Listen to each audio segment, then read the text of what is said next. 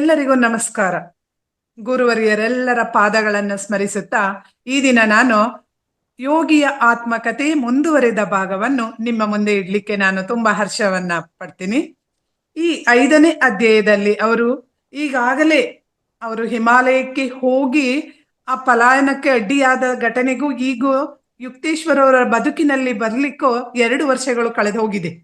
ಆ ಮಧ್ಯದ ಅವಧಿಯಲ್ಲಿ ಅನೇಕ ಗುರುವರ್ಯರು ಅವರ ಬದುಕಿನಲ್ಲಿ ಬರ್ತಾರೆ.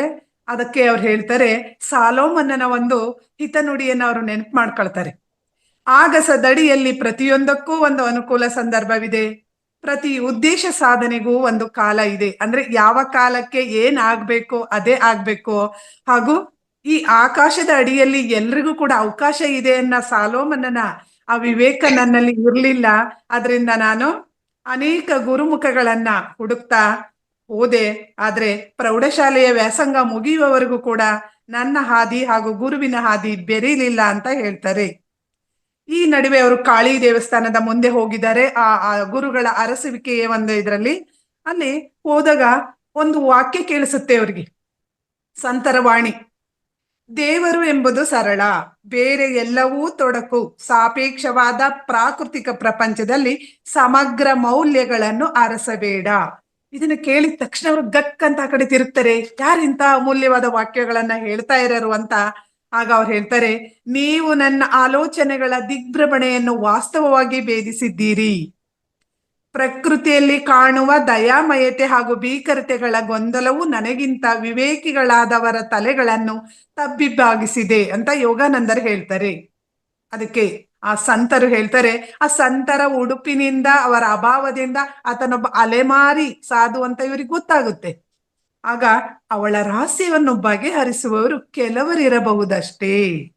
ದ್ವಂದ್ವಾತ್ಮಕ ಮಾಯೆಯಿಂದ ಏಕತೆಯ ಅದ್ವಯ ಸತ್ವವನ್ನು ಕಳೆದುಕೊಳ್ತಾನೆ ಅಂತ ಹೇಳ್ತಾರೆ. ಇಂತಹ ದುರಾಭಿಮಾನ ಸ್ವಂತಿಕೆಯಿಂದ ನಿಸ್ಸಂದೇಹವಾಗಿ ಸತ್ಯವು ನಮ್ರತೆಯಿಂದ ಹಿಮ್ಮೆಟ್ಟುತ್ತದೆ. ಈ ಚರ್ಚೆ ಇವ್ರಿಗೆ ತುಂಬಾ ಖುಷಿ ಆಗ್ತಿದೆ, ಯಾಕೆಂದ್ರೆ ಇವ್ರಿಗೆ ಏನ್ ಬೇಕೋ ಅದೇ ಅಲ್ಲಿ ಚರ್ಚೆ ಆಗ್ತಾ ಇರೋದ್ರಿಂದ. ಮುಂದೆ ಹೊರದು ಹೇಳ್ತಾರೆ ಅವರು, ಆಡಂಬರದ ತೋರಿಕೆಗಳಿಂದ ಸ್ವತಂತ್ರಗೊಂಡಲ್ಲದೆ ಮನುಷ್ಯ ನಿತ್ಯ ಸತ್ಯವನ್ನು ಅರಿಯಲಾರ. ಮಾನವ ಮನಸ್ಸು ಶತಮಾನಗಳ ಲೋಳೆಯಲ್ಲಿ ಸಿಕ್ಕಿಕೊಂಡು ಅಸಂಖ್ಯಾತ ಪ್ರಾಪಂಚಿಕ ಭ್ರಮೆಗಳ ವಿರೋಧಾತ್ಮಕ ಬಾಳಿನಿಂದ ಭರಿತವಾಗಿದೆ. ಆತ್ಮೀಯರೇ, ಈ ಪದಗಳನ್ನ ನಾವು ತುಂಬಾ ನಿಧಾನವಾಗಿ ಅರ್ಥೈಸ್ಕೊಳ್ತಾ ಹೋಗ್ಬೇಕು. ಮನುಷ್ಯ ತನ್ನ ಅಂತರಂಗ ಶತ್ರುಗಳೊಡನೆ ನಡೆಸುವ ಮೊದಲ ಹೋರಾಟ ಅಲ್ಲಿನ ರಣರಂಗದ ಹೋರಾಟಗಳನ್ನು ಗೌಣವಾಗಿ ಕಳೆಗುಂದಿಸುತ್ತದೆ. ನಾವು ಪ್ರಪಂಚದೊಂದಿಗೆ, ಸಮಾಜ, ಬೇರೆಯವರೊಂದಿಗೆ ಹೋರಾಟ ನಡೆಸೋದ್ಕಿಂತ ನಮ್ಮ ಮನಸ್ಸಿನಲ್ಲಿ ನಡೆಸ್ತಕ್ಕಂಥ ಹೋರಾಟ ಇದೆಯಲ್ಲ, ಅದಕ್ಕೆ ಪ್ರಾಮುಖ್ಯತೆಯನ್ನ ಈ ಸಾಧುಗಳು ಕೊಡ್ತಾ ಹೋಗ್ತಾರೆ. ಇಲ್ಲಿ ವಿಷಯಾಭಿಲಾಷೆ ಎಂಬ, ಅಂದ್ರೆ ಈ ನಮ್ಮ ಸುತ್ತ ಕಾಮ ಕ್ರೋಧ ಮದ ಮಸ್ತರಗಳೆಲ್ಲ ಇದಾವಲ್ಲ, ಈ ಯೋಧರು ನಮ್ಮೆಲ್ಲರನ್ನು ಕೊಲ್ಲಲೆಂದೇ ಅರಸಿ ಬರುತ್ತಾರೆ. ಅದಕ್ಕೆ ಮೋಹಕ್ಕೆ ಒಳಗಾಗದವ್ರು ಯಾರೂ ಇಲ್ಲ. ಅಂತಹ ತಪಸ್ವಿಗಳಲ್ಲೇ ತಪಸ್ವಿಯಾದಂತಹ ವಿಶ್ವಾಮಿತ್ರರನ್ನು ಮೇನಕೆಯ ಒಂದು ಸೌಂದರ್ಯ ಸೆಳೆದು ಅವರ ತಪಸ್ಸಿನ ಶಕ್ತಿಯನ್ನು ಹೇಗೆ ಕುಗ್ಗಿಸ್ತೋ ಹಾಗೆ ಇಂತಹ ಉದಾಹರಣೆಗಳು ನಮ್ಮ ಮುಂದೆ ಇದಾವೆ. ಹಾಗೆ ಸಾಮಾನ್ಯ ವಿಧಿಗೆ ಶರಣಾಗಿ ತನ್ನ ಉದಾತ್ತ ಧ್ಯೇಯಗಳನ್ನು ಕೂಗಿ ಬಿಡುವ ಮನುಷ್ಯ ಚಿಂತನಶೀಲನಲ್ಲ. ನಿರ್ವೀರ್ಯನೂ ಮರದಂತೆ ಜಡನು ಕಳಂಕಿತನು ಆಗದವನಂತೆ ಅವನು ತೋರಬಹುದೇ ಅಂತ ಪ್ರಶ್ನೆ ಮಾಡಿದಾಗ, ಎಲ್ಲ ಸದ್ಗುಣಗಳ ಭಂಡಾರವೆನಿಸಿದ ಅದೃಶ್ಯನಾದ ಪರಮಾತ್ಮನನ್ನು ಕಂಡ ಹಾಗೆ ಯಾವೊಂದು ಸದ್ಗುಣವನ್ನು ಹೊಂದದ ಮನುಷ್ಯನನ್ನು ಕಾಣುವ ಇಬ್ಬರನ್ನು ಪ್ರೀತಿಸುವುದು ಅನೇಕ ವೇಳೆ ಆಶ್ಚರ್ಯವೆನಿಸುತ್ತದೆ. ಆದ್ರೆ ಈ ಬುದ್ಧಿವೆ ಅಂತಕೇನದು ಬಂದದಂತೆ ಚಕಿತಗೊಳಿಸುವ ಹಾಗೆ ಅಂತರಂಗದ ಸಂಶೋಧನೆಯಿಂದ ಈಗೆಲ್ಲರೂ ನಾವು ಈ ನಿಟ್ಟಿನಲ್ಲೇ ಪ್ರಯತ್ನ ಪಡ್ತಾ ಇರೋದು. ಎಲ್ಲ ಮಾನವ ಮನಸ್ಸುಗಳು ಒಂದೇ ಎಂದು ಕೂಡಲೇ ವ್ಯಕ್ತವಾಗುತ್ತದೆ. ಆ ವ್ಯಕ್ತಿ ಒಳ್ಳೆಯವರಿರ್ಲಿ ಕೆಟ್ಟವರಿರ್ಲಿ, ಅಲ್ಲಿ ಆತ್ಮ ಮುಖ್ಯ, ಎಲ್ಲರನ್ನೂ ಪ್ರೀತಿಸಿ ಅಂತ ಹೇಳ್ತಕ್ಕಂತಹ ಇದನ್ನ ನಾವು ಇಲ್ಲಿ ಅರ್ಥ ಮಾಡ್ಕೋಬಹುದು. ಹೀಗೆ ಸ್ವಾಮಿ, ಪ್ರತಿ ಯುಗದ ಮಹಾತ್ಮರು ಪ್ರಪಂಚದ ದುಃಖಗಳ ಬಗ್ಗೆ ನಿಮ್ಮ ಹಾಗೆ ಅಭಿಪ್ರಾಯ ಪಡ್ತಾರಲ್ವಾ ಅಂದಾಗ ಅವ್ರು ಎಂತ ಅಭೂತಪೂರ್ವವಾದ ಉತ್ತರನ ಕೊಡ್ತಾರೆ ನೋಡಿ. ಇಲ್ಲಿ ಅಲ್ಪಮತಿಯಾದವನು ಮಾತ್ರವೇ ಈ ತನ್ನ ಸಣ್ಣ ಪುಟ್ಟ ದುಃಖಗಳಲ್ಲಿಯೇ ಮುಳುಗಿರುವನಾದ್ದರಿಂದ ಬೇರೆಯವರ ಬಾಳಿನಲ್ಲಿ ಬರುವ ಕಷ್ಟಗಳ ಬಗ್ಗೆ ಸಹಾನುಭೂತಿಯನ್ನು ತೋರುವ ಸಾಮರ್ಥ್ಯವನ್ನ ಕಳೆದುಕೊಳ್ತಾನೆ. ಒಬ್ಬ ಡಾಕ್ಟರ್ ಹೇಗೆ ಚೂರಿಯಿಂದ ಶಸ್ತ್ರಚಿಕಿತ್ಸೆಯನ್ನ ಮಾಡ್ಬೇಕಾದ್ರೆ ಹೇಗೆ ಅವನೇನಾದ್ರೂ ಪಾಪ ನೋವಾಗುತ್ತೆ ಏನಂತ ಕಾಯ್ತಾ ಕೂತ್ರೆ ಆಪರೇಷನ್ನೇ ಮಾಡ್ಲಿಕ್ಕಾಗಲ್ಲ. ಹಾಗೆ ಪ್ರತಿಯೊಬ್ರು ನಾವೆಲ್ಲರೂ ಕೂಡ ಆತ್ಮ ವಿಮರ್ಶೆಯನ್ನ ಕಟುವಾಗಿ ಮಾಡ್ಕೋಬೇಕು. ನನಗೆ ಒಂದು ನ್ಯಾಯ, ಇನ್ನೊಬ್ಬರಿಗೆ ಒಂದು ನ್ಯಾಯ ಅಂತ ಅಲ್ಲ ಆಗ್ಬಾರ್ದು. ಬೇರೆಯವರ ಮೇಲೆ ನಾವೇನು ತೀರ್ಮಾನವನ್ನ ಮಾಡ್ತೀವೋ ಅದನ್ನ ನಾವು ಕೂಡ ಮಾಡ್ತಾ ಹೋಗ್ಬೇಕಾಗುತ್ತೆ. ಹಾಗೆ ಮಾಡಿದವ್ರು ಮಾತ್ರ ಸರ್ವತಾ ವ್ಯಾಪಿಸಿರುವ ಕರುಣೆಯನ್ನು ಕಾಣಬಲ್ಲ. ತನ್ನ ಅಹಂಕಾರದ ಕಿವಿಗಡ ಚಿಕ್ಕುವ ತಗಾದೆಗಳಿಂದ ಅವನಿಗೆ ಬಿಡುವು ದೊರೆಯುತ್ತದೆ. ಅಂತಹ ಭೂಮಿಕೆಯಲ್ಲಿ ದೈವಿ ಪ್ರೇಮವು ಅರಳುತ್ತದೆ. ಸ್ಪಷ್ಟ ಜೀವಿಯಾಗಿ ಅಂತಿಮವಾಗಿ ಸೃಷ್ಟಿಕರ್ತನ ಕಡೆಗೆ ತಿರುಗುತ್ತದೆ. ಬೇರೆ ಇನ್ನೇನು ಕಾರಣ ಇಲ್ಲದೆ ಇದ್ರು ಯಾತನೆಯಿಂದ. ಯಾಕೆ ಪ್ರಭು ಅಂತ ಕೇಳುತ್ತೆ. ಅಪಮಾನದ ಚಾಟಿ ಏಟುಗಳಿಂದ ಉಂಟಾದ ನೋವಿನಿಂದ ಕಟ್ಟ ಕಡೆಗೆ ಮನುಷ್ಯ ಯಾರ ಸೌಂದರ್ಯದಿಂದ ಅವನು ಆಕರ್ಷಿಸಲ್ಪಡ್ತಾನೋ ಅಂತಹ ಇದರಿಂದ ಒಮ್ಮುಖಕ್ಕೆ ಒಯ್ಯಲ್ಪಡ್ತಾನೆ ಅಂತ ಹೇಳ್ತಾರೆ. ಹೀಗೆ ಮಾತಾಡ್ತಾ ಕಾಳಿ ದೇವಸ್ಥಾನದ ಬಗ್ಗೆ ದೇವರನ್ನ ಒಂದು ಆರಾಧಿಸ್ಲಿಕ್ಕೆ ನಿಂತಿರ್ತಾರೆ. ಆಗ ಸಾಧುಗಳು ಹೇಳ್ತಾರೆ, ಇಟ್ಟಿಗೆ ಗಾರೆಗಳು ರಾಗವನೆಂದೂ ಹಾಡುವುದಿಲ್ಲ. ಜೀವದಿಂದಿರುವ ಮಾನವನ ಗಾಯನದಿಂದ ಮಾತ್ರವೇ ಹೃದಯ ಅರಳುತ್ತದೆ. ಮೂರ್ತಿ ಪೂಜೆಯ ಖಂಡನೆಯನ್ನ ನಾವು ಅನೇಕರಿಂದ ಕೇಳಿದೀವಿ, ಇಲ್ಲೂ ಕೂಡ ಅದು ಬರುತ್ತೆ. ನೀನ್ ಬಾಲ್ಕನಾಗಿದೆಯಾ? ಇನ್ನು ಭಾರತವು ಇನ್ನೂ ಬಾಲ್ಯಾವಸ್ಥೆಯಲ್ಲಿದೆ. ಪ್ರಾಚೀನ ಋಷಿಗಳು ಆಧ್ಯಾತ್ಮಿಕ ಜೀವನದ ಮಾದರಿಗಳನ್ನ ರೂಪಿಸಿದರೆ ಇವತ್ತಿಗೂ ಕೂಡ ಈ ದೇಶಕ್ಕೆ ಅವರ ಪ್ರಾಚೀನ ವಿದ್ಯುಕ್ತ ಹೇಳಿಕೆಗಳೇ ಸಾಕಾಗುತ್ತೆ. ನಮ್ಮ ಭಾರತದಲ್ಲಿ ಎಲ್ಲ ಇದೆ, ಅದನ್ನ ಬಳಸ್ಬೇಕು, ನಾವು ಉಳಿಸ್ಬೇಕಷ್ಟೇ ಅನ್ನೋದನ್ನ ಆ ಸಾಧುಗಳು ಇವರಿಗೆ ಹೇಳ್ತಾ ಹೋಗ್ತಾರೆ. ಇವತ್ತಿಗೂ ಕೂಡ ಇದು ಸತ್ಯ. ಹೀಗೆ ದೇಹ ಸೌಖ್ಯ ಪ್ರವೃತ್ತಿಯಿಂದ ಉಂಟಾಗ್ತಕ್ಕಂಥ ಯೋಚನೆಗಳಿಗೆ ವಿರುದ್ಧವಾಗಿ ಕುತರ್ಕದಿಂದ ಭ್ರಾಂತಿಗೊಳಿಸದಿರುವಂತದ್ದು ಅಲ್ಲದ ಶಿಸ್ತಿನ ವಿಧಿಗಳು ಇಂದಿಗೂ ಭಾರತವನ್ನ ರೂಪಿಸ್ತಾ ಇದ್ದಾವೆ. ಈ ಭ್ರಮಾಧೀನರಾದ ವಿದ್ವಾಂಸರು ಎಣಿಕೆ ಹಾಕಬಹುದಾದಕ್ಕಿಂತಲೂ ಅಧಿಕವಾದ ಸಹಸ್ರಾರು ವರ್ಷಗಳ ಸಂದೇಹ ಸ್ವಭಾವದ ಕಾಲವು ವೇದಗಳ ಸತ್ವವನ್ನ ಸಮಂಜಸವೆಂದು ಒಪ್ಪಿಕೊಂಡಿದೆ. ಹಕ್ಕುದಾರನಾಗಿ ನೀನದನ್ನು ಸ್ವೀಕರಿಸು. ಯೋಗಾನಂದರಿಗೆ ಅವರು ಹೇಳ್ತಾ ಇದ್ದಾರೆ. ಆಗ ಈ ದಿನ ನೀನಿಲ್ಲಿಂದ ಹೊರಟೋದನಂತ ಒಂದು ವಿಚಿತ್ರ ಅನುಭವ ಆಗುತ್ತೆ ಅಂತ ಹೇಳ್ತಾರೆ. ಆ ವೇಳೆಗೆ ಇವರೊಬ್ಬ ಸ್ನೇಹಿತ ಸಿಕ್ಕಿ, ನಿನ್ನ ಬದುಕಿನಲ್ಲಿ ಏನೇನಾಯ್ತು ಅನ್ನೋದನ್ನ ಹೇಳು ಹೇಳು ಅಂತ ಪೀಡಿಸ್ತಾ ಇರ್ತಾರೆ. ದೇವ್ರೇ ಅವನಿಂದ ನಂಗೆ ಬಿಡುಗಡೆಯನ್ನು ಕೊಡುವಂತ ಕಾಳಿ ಮಾತೆಯಲ್ಲಿ ಇವರು ಬೇಡ್ಕೊಳ್ತಾರೆ. ಆಗ ಮುಂದೆ ಹೋದಾಗ ಆ ಕಾಳಿ ಸ್ನೇಹಿತ ಹೇಳ್ತಾರೆ, ಇಲ್ಲೊಬ್ರು ಗಂಧ ಬಾಬು ಅಂತ ಇದ್ದಾರೆ, ಅವರನ್ನ ಭೇಟಿಯಾಗು, ನಿನ್ಗೆ ವಿಚಿತ್ರ ಅನುಭವ ಆಗುತ್ತೆ ಅಂತ ಹೇಳ್ತಾರೆ. ಇಲ್ಲಿ ಸಾಧುಗಳು ಕೂಡ ಇವತ್ತೊಂದು ನಿನಗೆ ಅನುಭವ ಆಗುತ್ತೆ ಅಂತ ಹೇಳಿತ್ತೆ. ಒಬ್ಬ ಮನುಷ್ಯ ಉತ್ತುಂಗಕ್ಕೆ ಏರ್ಬೇಕಾದ್ರೆ ಇಂಥ ಹಲವಾರು ಮೆಟ್ಟಿಲುಗಳನ್ನು ಹತ್ತಿನೇ ಹೋಗ್ಬೇಕು. ಏಕಾಏಕಿ ನಾವು ಒಂದು ಏಣಿಯ ತುತ್ತ ತುದಿಗೆ ಹೋಗ್ಲಿಕ್ಕಾಗಲ್ಲ. ಯೋಗಾನಂದರ ಬದುಕಲು ಕೂಡ ಈ ಎಲ್ಲಾ ಸಂತರ ಕಾರ್ಯಗಳು ಪವಾಡದ ರೀತಿ ಕೆಲಸ ಮಾಡ್ತಾ ಹೋಗುತ್ತೆ. ಅಲ್ಲಿ ಆ ಗಂಧ ಬಾಬುವರ ಮನೆಗೆ ಹೋಗ್ತಾರೆ. ಆ ಮನುಷ್ಯ ಒಂದು ಹುಲಿ ಚರ್ಮದ ಒಂದು ಇದನ್ನ ಹಾಸ್ಕೊಂಡು ಕುಳಿತಿದ್ದಾರೆ. ನೋಡ್ಲಿಕ್ಕೂ ಕೂಡ ವಿಚಿತ್ರವಾಗೂ ಕೂಡ ಕಾಣಿಸ್ತಾರೆ. ಅಲ್ಲಿ ಹೋದ ತಕ್ಷಣ ಅವ್ರು ಹೇಳ್ತಾರೆ, ಚಿರತೆ ಚರ್ಮದ ಮೇಲೆ ಕುಳಿತಿರ್ತಕ್ಕಂಥ ಗಂಧ ಬಾಬರ್ ನೋಡಿದ್ರೆ ಅವರು ನಿರ್ಗಂಧ ಕುಸುಮಕ್ಕೆ ಯಾವುದೇ ಹೂವಿನ ಸಹಜವಾದ ಪರಿಮಳವನ್ನ ಕೊಡಬಲ್ಲರು. ಆ ಹೂವಿಗೆ ಯಾವುದೇ ವಾಸನೆ ಇಲ್ಲದೆ ಇದ್ರು ಕೂಡ ನೀವು ತಗೋಕೊಟ್ರೆ ನಿಮ್ಗೆ ಯಾವ ಹೂವಿನ ವಾಸನೆ ಬೇಕು, ಗುಲಾಬಿ ಬೇಕಾ, ಮಲ್ಲಿಗೆ ಬೇಕಾ, ಸಂಪಿಗೆ ಬೇಕಾ, ಆ ಹೂವಿನ ಸುವಾಸನೆಯನ್ನ ಕೊಡಬಲ್ರು ಅಂತ ಹೇಳಿದಾಗ ಅವರನ್ನ ನೋಡ್ಲಿಕ್ಕೆ ಹೋಗ್ತಾರೆ. ಅಲ್ಲಿ ಹೋದ ತಕ್ಷಣ ಅವರು ಮಗು ಕರೀತಾರೆ, ಸ್ವಾಗತ ಮಾಡ್ತಾರೆ. ಮಗು, ನಿನ್ನನ್ನ ನೋಡಿ ನನಗೆ ತುಂಬಾ ಸಂತೋಷ ಆಯ್ತು, ನಿನ್ಗೆ ಏನ್ ಬೇಕು ಹೇಳು ಅಂತ ಹೇಳ್ತಾರೆ. ಆಗ ಅವರು ಯಾಕೆ ಅಂತ ಕೇಳಿದಾಗ, ವಾಸನೆಗಳನ್ನು ತರಲು ದೇವರನ್ನು ನಿಯೋಜಿಸೋದಕ್ಕೆ ಅಂತ ಕೇಳ್ತಾರೆ. ಅದಕ್ಕೆ ಅವರು ಅಂದ್ರೆ ಪರಿಮಳ ಅಂದ್ರೆ ಸೆಂಟ್ ಅಂತ ನಾವು ಬಳಸ್ತಕ್ಕಂಥ ಪದ, ಅದನ್ನ ಅಳವಡಿಸಕ್ ಇಷ್ಟೊಂದು ಪ್ರಯತ್ನ ಬೇಕಾ ಅಂತ ಕೇಳಿದಾಗ ಅವರು, ನಾನು ದೇವರ ಒಂದು ಸಾಮರ್ಥ್ಯವನ್ನು, ದೇವರ ವರವನ್ನು ಪಡೆದಿದ್ದೀನಿ ಅನ್ನೋದನ್ನ ಜನಕ್ಕೆ ಪ್ರಸ್ತುತಪಡಿಸ್ಲಿಕ್ಕೆ ನಾನು ಇದನ್ನ ಮಾಡ್ತಾ ಇದ್ದೀನಿ ಅಂದಾಗ ಇವ್ರು ತುಂಬಾ ಚೆನ್ನಾಗಿ ಹೇಳ್ತಾರೆ, ಪರಿಮಳದ ಕಾರ್ಖಾನೆಯವರು ತಮ್ಮ ವ್ಯಾಪಾರವನ್ನ ನಿಲ್ಲಿಸ್ಬಿಡ್ಬೇಕಾ ಹಂಗಾದ್ರೆ? ಅಂದ್ರೆ ಈ ಸೆಂಟ್ಗಳನ್ನ ತಯಾರಿಸ್ತಕ್ಕಂತ ಫ್ಯಾಕ್ಟ್ರಿಗಳು ಬಂದ್ ಆಗ್ಬಿಡ್ಬೇಕಾ ಅಂತ ಹೇಳಿದಾಗ ಅವ್ರು ಹೇಳ್ತಾರೆ, ಆ ವ್ಯಾಪಾರವನ್ನು ಉಳಿಸಲು ನಾನು ಅವಕಾಶ ಮಾಡಿಕೊಟ್ಟಿದ್ದೀನಿ. ನನ್ನ ಉದ್ದೇಶ ಪರಮಾತ್ಮನ ಶಕ್ತಿಯನ್ನ ಪ್ರದರ್ಶಿಸದ ಅಷ್ಟೇ ಅಂತ ಹೇಳ್ತಾರೆ. ಹೀಗೆ ಅವರ ಮಧ್ಯೆ ಅವರು ಈ ಒಂದು ಸುವಾಸನೆಯ ಶಕ್ತಿಯನ್ನ ಪಡಿಲಿಕ್ಕೆ ನೀವು ಎಷ್ಟು ವರ್ಷ ಸಮಯ ಬೇಕಾಯ್ತು ಅಂತ ಕೇಳಿದಾಗ 12 ವರ್ಷ ಅಂತ ಹೇಳ್ತಾರೆ. ಅವ್ರಿಗೆ ಬರೀ ಸಹಜ ಪರಿಮಳವನ್ನ ನಾವೆಲ್ಲೋ ಪಡಿಬಹುದಂತದನ್ನ ಪಡಿಯಕ್ಕೆ ನೀವು 12 ವರ್ಷ ವ್ಯರ್ಥ ಆಯ್ತಲ್ಲ ಅಂತ ಹೇಳಿದಾಗ, ಆದ್ರೂ ಇವರ ಚರ್ಚೆ ಗಂಧ ಬಾಬುಗೆ ಸ್ವಲ್ಪ ಇಷ್ಟ ಆಗುತ್ತೆ. ಇಲ್ಲಿ ಗಂಧ ಬಾಬು ಅಂತ ಅನ್ನೋದು ಅನ್ವರ್ಥನಾಮ. ಅವರ ಅಂಕಿತ ನಾಮ ವಿಶುದ್ಧಾನಂದ ಸ್ವಾಮೀಜಿ ಅಂತ. ಅವರಿಗೆ ಈ ಗಂಧ ಅಂದ್ರೆ ಸುವಾಸನೆಯನ್ನ ತರ್ತಾ ಇದ್ದಿದ್ರಿಂದ ಆ ಹೆಸರನ್ನ ಅವ್ರಿಗೆ ಇಟ್ಟಿರ್ತಾರೆ. ಹಾಗೆ ಅವ್ರು ಹೇಳ್ತಾರೆ, ಹೂವುಗಳೊಡನೆ ಪರಿಮಳಗಳು ಬಾಡಿ ಹೋಗುತ್ತವಲ್ಲ. ಈ ಬದುಕಲ್ಲಿ ಶಾಶ್ವತ ಅಲ್ಲ, ನಾವೆಲ್ಲರ ಪ್ರಯತ್ನ ಶಾಶ್ವತವಾಗಿರೋ ಕಡೆ ಹೋಗ್ಬೇಕು ಅನ್ನೋದನ್ನ ಅವ್ರು ಹೇಳ್ತಾರೆ. ಸಾವಿನೊಡನೆಯೂ ಪರಿಮಳಗಳು ಬಾಡಿ ಹೋಗುತ್ತವೆ, ಯಾವುದು ದೇಹಕ್ಕೆ ಮಾತ್ರ ಪ್ರಿಯವಾಗುತ್ತದೆಯೋ ಅಂಥದನ್ನು ನಾನೇಕೆ ಬಯಸ್ಬೇಕು. ಇದು ನಮ್ಮೆಲ್ಲರಿಗೂ ಅನ್ವಯಿಸುತ್ತೆ ನೋಡಿ. ಯಾವತ್ತೂ ಒಂದಿನ ನಶ್ವರ ಅನ್ನೋದಕ್ಕೆ ನಮ್ಮ ಪ್ರಯತ್ನ ಬೇಡ, ಅದ್ರ ಪಾಡಿಗೆ ಅದಾಗುತ್ತೆ. ಹೀಗೆ ಆದ್ರೂ ಕೂಡ ತುಂಬಾ ದೂರದಲ್ಲಿಂದ ಕೂಡ ಅವ್ರು ಹಾಗೆ ಹೇಳಿ, ನಿಂಗೆ ಯಾವ ಪರಿಮಳ ಬೇಕು ಅಂತ ಹೇಳಿದಾಗ ಗುಲಾಬಿ ಅಂತ ಹೇಳ್ತಾರೆ. ಹಾಗೆ ನಿರ್ಗಂಧ ಹೂವಿಗೆ ಒಂದು ಮಲ್ಲಿಗೆ ಪರಿಮಳವನ್ನ ಕೊಡ್ತಾರೆ. ಅದನ್ನ ಪಡೆದು ಅವರು ವಾಪಸ್ ಬರ್ತಾರೆ.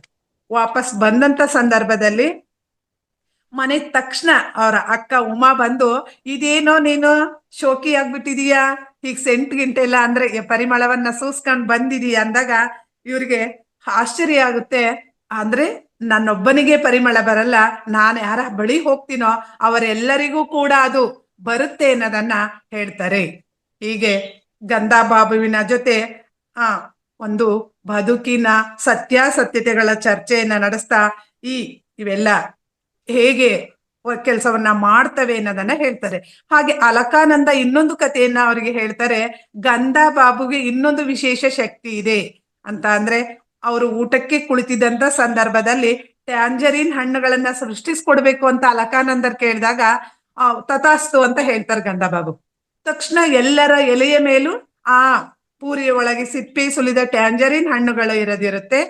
ಅದಕ್ಕೆ ಯೋಗಾನಂದರು ಹೇಗೆ ಹೇಳ್ತಾರೆ ಅಂದ್ರೆ, ಈ ಶಕ್ತಿಯನ್ನ ಪ್ರಪಂಚದ ಹಸಿವಿನಿಂದ ಸಾಯುತ್ತಿರುವ ಬಡ ಜನರ ಹಸಿವನ್ನ ನೀಗಿಸ್ಲಿಕ್ಕೆ ಬಳಸ್ಕೊಂಡಿದ್ರೆ. ಹೌದು, ಪ್ರತಿನಿತ್ಯ ಸಾವಿರಾರು ಜನ ಹೊಟ್ಟೆಗಿಲ್ದನೆ ಇವತ್ತು ಕೂಡ ಸಾಯ್ತಾ ಇದ್ದಾರೆ. ಅದರಿಂದ ಅಲ್ಲಿ ಈ ಶಕ್ತಿಯನ್ನ ಬಳಸ್ಕೊಂಡಿದ್ರೆ ಅಂತ ಇವರು ಕನಿಕರವನ್ನ ವ್ಯಕ್ತಪಡಿಸ್ತಾರೆ. ಹೀಗೆ ಗಂಧಬಾಬುವಿನ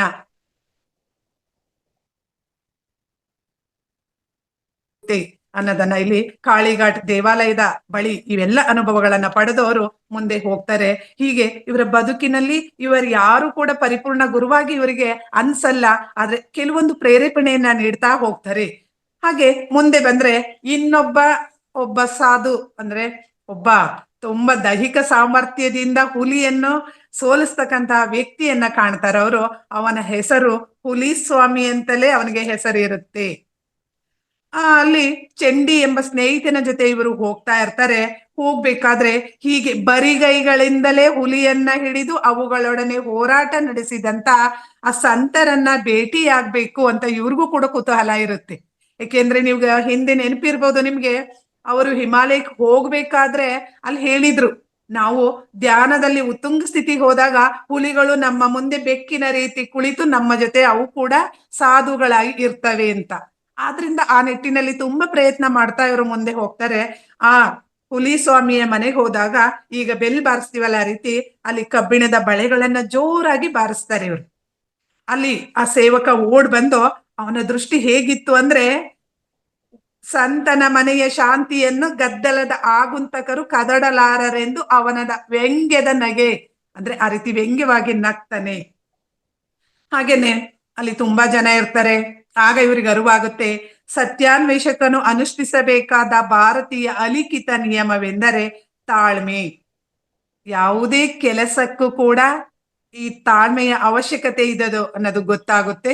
ಆಗ ಇಲ್ಲಿ ಇವನ ನಿಜವಾದ ಹೆಸರು ಸೋಹಂ ಸ್ವಾಮಿ ಅಂತ. ಇವನಿಗೂ ಕೂಡ ಅನ್ವರ್ಥ ನಾಮವಾಗಿ ಹುಲಿ ಸ್ವಾಮಿಯನ್ನ ಹೆಸರನ್ನ ಇಡ್ತಾರೆ. ಇಲ್ಲಿ ಅಂಕಿತ ನಾಮ ಅಂದ್ರೆ ನಾವು ಇಟ್ಟಿರ್ತಕ್ಕಂಥ ಹೆಸರು, ಅನ್ವರ್ಥ ನಾಮ ಅಂದ್ರೆ ಅರ್ಥಕ್ಕೆ ಅನುಗುಣವಾಗಿ ಅವ್ರು ಏನ್ ಕೆಲಸ ಮಾಡ್ತಾರೆ ಅದಕ್ಕೆ ಅನುಗುಣವಾಗಿ ಕೆಲವು ಹೆಸರುಗಳು ಬರುತ್ತೆ. ಹಾಗೆ ಇವರು ಅವರ ಜೊತೆ ಸಂಭಾಷಣೆಯನ್ನ ಪ್ರಾರಂಭಿಸ್ತಾರೆ.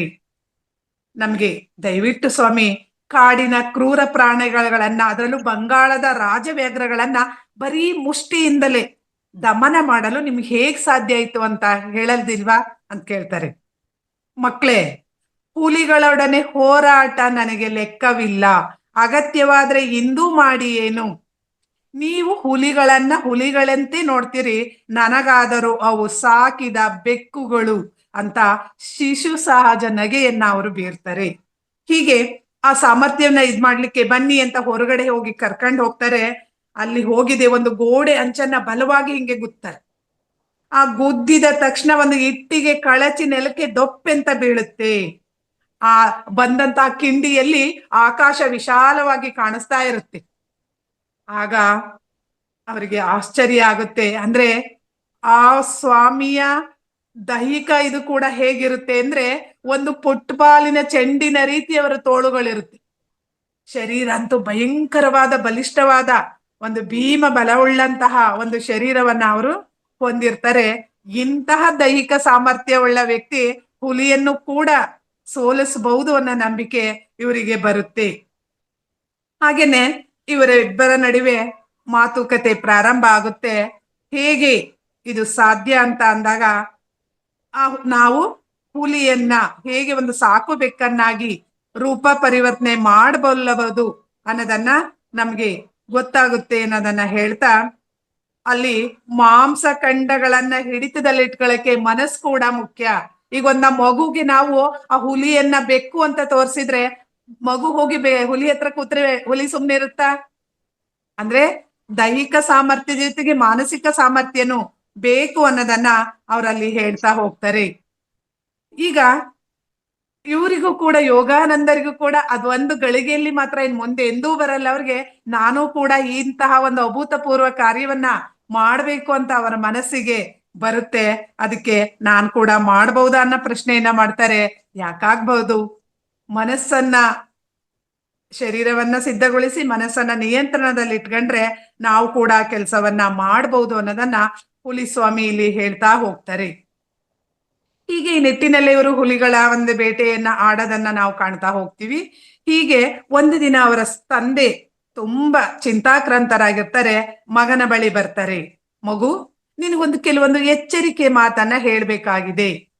ಈ ಕಾರಣ ಮತ್ತು ಪರಿಣಾಮಗಳೆಂಬ ಚಕ್ರದಡಿಯಲ್ಲಿ ಸಿಕ್ಕಿ ಅರಿಯಲ್ಪಡುವುದರಿಂದ ಭವಿಷ್ಯದಲ್ಲಿ ಪ್ರಾಪ್ತವಾಗಬಹುದಾದ ಕೇಡುಗಳಿಂದ ನಿನ್ನನ್ನ ರಕ್ಷಿಸುವೆ ಅಂತ ಹೇಳ್ತಾರೆ.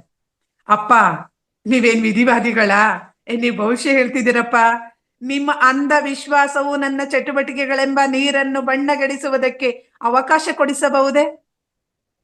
ಈ ಕುರುಡು ನಂಬಿಕೆ, ಸುಮ್ಮನೆ ಏನೋ ಒಂದು ನಂಬಿ ನೀವು ಹೇಳದ್ ಸರಿನಾ ಅಂದಾಗ, ಮಗು, ನಾನು ವಿಧಿವಾದಿಯಲ್ಲ, ಆದ್ರೆ ಪವಿತ್ರವಾದ ಧರ್ಮ ಗ್ರಂಥಗಳಿಂದ ನಾನು ತಿಳಿದಿದ್ದೀನಿ. ಕರ್ಮಕ್ಕೆ ತಕ್ಕ ಫಲ ಎಂಬ ನೀತಿಯಲ್ಲಿ ನನಗೆ ನಂಬಿಕೆ ಇದೆ. ನಾವೆಲ್ಲರೂ ಕೂಡ ನಮ್ಮ ಮಾಡಿದ ಕರ್ಮಕ್ಕನುಗುಣವಾಗಿ ಅದರ ಫಲವನ್ನ ನಾವೇ ಅನುಭವಿಸ್ಬೇಕು. ಬೇರೆ ಯಾರಿಗೂ ಕೂಡ ನಾವು ಹಂಚಲಾರದ ನಮ್ಮ ದೊಡ್ಡ ಆಸ್ತಿ ಅಂದ್ರೆ ನಮ್ಮ ಕರ್ಮದ ಫಲ. ಅದನ್ನ ಈಗ ನೀನ್ ಮಾಡ್ತಕ್ಕಂಥ ಕೆಲಸದಿಂದ ಅರಣ್ಯವಾಸಿಗಳಿಗೆ ನಿನ್ ಬಗ್ಗೆ ಅಸಮಾಧಾನ ಉಂಟಾಗಿದೆ, ಅದರಿಂದ ನಿನ್ಗೆ ಯಾವತ್ತಾದ್ರೂ ಕೇಡು ಬರ್ಬಹುದು ಅನ್ನೋದನ್ನ ಹೇಳ್ತಾರೆ. ಇಲ್ಲಿ ಗಮನಿಸಿ ನೀವು, ಪ್ರಕೃತಿಯ ಪ್ರತಿಯೊಂದು ಪ್ರಾಣಿ ಪಕ್ಷಿಗಳಿಗೂ ಅವುಗಳು ಇಷ್ಟ ಬಂದ ಹಾಗೆ ಬದುಕುವ ಹಕ್ಕಿದೆ. ಇಲ್ಲಿ ಆ ಹುಲಿಗಳನ್ನ ಪಳಗ್ಸೋದಾಗ್ಬಹುದು, ಇದ್ ಮಾಡೋದಾಗ್ಬಹುದು, ಅದು ಕೂಡ ಅವ್ರ ಸ್ವತಂತ್ರವನ್ನ ಕಿತ್ಕೊಂಡ ಹಾಗೆ ಅದರ ಪರಿಣಾಮವನ್ನು ನೀನ್ ಯಾವತ್ತಾರು ಎದುರಿಸ್ತೀಯ ಅನ್ನೋ ರೀತಿ ಅಪ್ಪ ಹೇಳ್ತಾರೆ. ಅಪ್ಪ, ನಂಗೆ ನೀವ್ ಹೇಳ್ತಿರೋದು ವಿಸ್ಮಯ ಆಗ್ತಾ ಇದೆ. ಹುಲಿಗಳಂದ್ರೆ ಏನು ಅಂತ ನಿಮಗೂ ಗೊತ್ತಿದೆ, ನೋಡ್ಲಿಕ್ ಸುಂದರ ಆಗಿರ್ತವೆ, ಆದರೆ ನಿರ್ದಯಿಗಳು. ಸುಂದರ ಮುಖದ ಹಿಂದೆ ಇಂಥ ಕಠೋರ ನಿರ್ದಯ ಮನಸ್ಸು ಕೂಡ ಮನುಷ್ಯರಲ್ಲೂ ಇರುತ್ತೆ. ಹಾಗೆ ಕೂಡ ಹುಲಿಗಳು ಕೂಡ. ಯಾರಿಗೆ ಗೊತ್ತು, ನನ್ನ ಹೊಡೆತಗಳು ಅವುಗಳ ದಪ್ಪ ತಲೆಯೊಳಕ್ಕೆ ತುಸು ವಿವೇಕದ ಪರಿಗಣನೆಯನ್ನಾದರೂ ಒಳಗಿಸಬಹುದು. ಅರಣ್ಯದ ಅಂತಿಮ ಶಾಲೆಯಲ್ಲಿ ಅವುಗಳ ಸನ್ನಡತೆಯನ್ನು ಕಲಿಸುವುದಕ್ಕೆ ನಾನೇ ಮುಖ್ಯೋಪಾಧ್ಯಾಯ. ಅಪ್ಪ, ನಾನು ಹುಲಿಯನ್ನ ಪೊಳಗಿಸ್ತೀನಿ ಹೊರತು ಇದುವರೆಗೆ ಯಾವ್ದಾದ್ರು ಹುಲಿನ ಕೊಂದಿದ್ದೀನ? ಅಂದ್ರೆ ನಾವು ಪ್ರಾಣಿಗಳನ್ನ ಕರೆದು ಇಲ್ಲಿ ತರಬೇತಿ ಮಾತ್ರ ಅದನ್ನ ಹೇಳ್ತಾರೆ.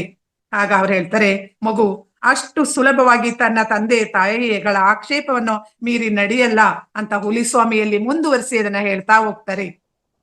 ಮಗು, ಒಬ್ಬ ಸಾಧುವಿನ ಬಾಯಿಯಿಂದ ಒಂದು ಅನಿಷ್ಟಕರ ಭವಿಷ್ಯವನ್ನ ನಾನು ಹೇಳಂತೆ ನನಗೆ ಒತ್ತಾಯಿಸ್ತಾ ಇದೀಯ ನೀನು. ನಿನ್ನೆ ದಿನ ಧ್ಯಾನಕ್ಕಾಗಿ ಜಗಲಿ ಮೇಲೆ ಕುಳಿತಿದ್ದಾಗ ಒಬ್ಬ ಸಂತರು ನನ್ನ ಬಳಿ ಬಂದ್ರು. ಪ್ರಿಯ ಮಿತ್ರ, ಹೋರಾಟದಲ್ಲಿ ತೊಡಗಿರುವ ನಿನ್ನ ಮಗನಿಗಾಗಿ ಒಂದು ಸಂದೇಶವನ್ನು ತಂದಿದ್ದೇನೆ. ಅವನು ತನ್ನ ಅನಾಗರಿಕ ಚಟುವಟಿಕೆಗಳನ್ನ ನಿಲ್ಲಿಸ್ಲಿ. ಇಲ್ಲ ಅಂದ್ರೆ ಮುಂದಿನ ಹುಲಿಯ ಹೋರಾಟದ ಪರಿಣಾಮವಾಗಿ ಅವನಿಗೆ ತೀವ್ರವಾದ ಗಾಯಗಳಾಗ್ತದೆ. ಜೊತೆಗೆ 6 ತಿಂಗಳ ಕಾಲ ಮಾರಣಾಂತಿಕವಾಗಬಹುದಾದ ಕಾಯಿಲೆಗಳಿಗೆ ಗುರಿಯಾಗ್ತಾನೆ. ಅನಂತರ ಅವನು ತನ್ನ ಮೊದಲ ನಡತೆಗಳನ್ನೆಲ್ಲ ಬಿಟ್ಟು ಸನ್ಯಾಸಿಯಾಗಿ ಬಿಡ್ತಾನೆ. ಇಂಥ ಭವಿಷ್ಯವನ್ನ ನಾವು ಇತಿಹಾಸ ಬುದ್ಧನಿಗೆ ಇಂತ ಕೇಳಿದೀವಿ. ಹಾಗೆ ಇದನ್ನು ಕೇಳಿ ನನಗೆ ತುಂಬಾ ನೋವಾಗ್ತಾ ಇದೆ ಮಗನೇ ಅಂತ ಹೇಳ್ತಾರೆ. ಈ ಕತೆ ಹುಲಿ ಸ್ವಾಮಿಯ ಮೇಲೆ ಯಾವುದೇ ಪರಿಣಾಮವನ್ನ ಬೀರಲ್ಲ. ಅವರು ಏನೋ ಮೂರ್ಖತನ ಮಾಡಿದವರಂತೆ ಸಹನೆಗಿಟ್ಟು ತಪ್ಪೊಪ್ಪಿಗೆಯನ್ನ ಮಾಡ್ಕೊಂಡು ಮಾಡಲ್ಲ. ಮತ್ತೆ ಧ್ವನಿಯಲ್ಲಿ ಹೇಳ್ತಾ ಹೋಗ್ತಾರೆ, ತಂದೆಯ ಎಚ್ಚರ ಸಿಕ್ಕಿ ಸ್ವಲ್ಪ ಕಾಲ ಆಗಿರಲ್ಲ, ನಾನು ಕೂಚ್ ಬಿಹಾರ್ ಎಂಬ ರಾಜ್ಯಕ್ಕೆ ಹೋದೆ. ಆ ವೇಳೆಗೆಲ್ಲ ಹುಲಿ ಸ್ವಾಮಿಯ ಬಗ್ಗೆ ತುಂಬಾ ಹೆಸರು ಬಂದಿರುತ್ತೆ. ಒಬ್ಬ ವ್ಯಕ್ತಿ ಇದಾನಂತೆ ಸೋಹಂಗ್ ಸ್ವಾಮಿ ಅಂತ.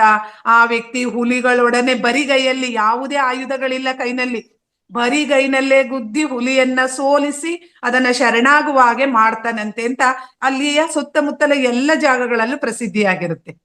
ಹಾಗೆ ಇವರು ಕೂಚ್ ಬಿಹಾರ್ ಹೋದ ಕೂಡ ಆ ರಾಜ್ಯದಲ್ಲಿ ಆ ವ್ಯಕ್ತಿ ನಮ್ಮ ರಾಜ್ಯಕ್ಕೆ ಬಂದಿದ್ದಾನೆ ಅನ್ನೋದೇ ಒಂದು ದೊಡ್ಡ ಕುತೂಹಲ.